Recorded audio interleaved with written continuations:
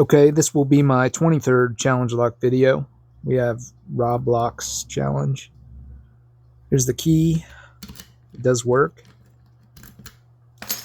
Kind of looks like Roblox. I don't know how you say it. I'm going to use bottom of the keyway tension. My weapon of choice here is a modified standard short hook. I'm using probably medium pressure on this tensioner. So there's 3, 4, nothing on 5. There was 1. There's a second pin. Got 2 clicks out of there. Got another click out of 2.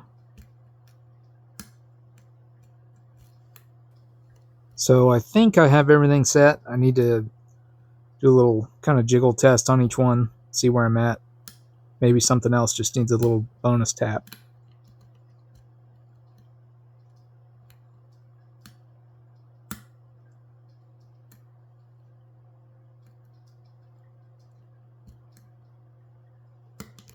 All right, there we go. Roblox. It's open.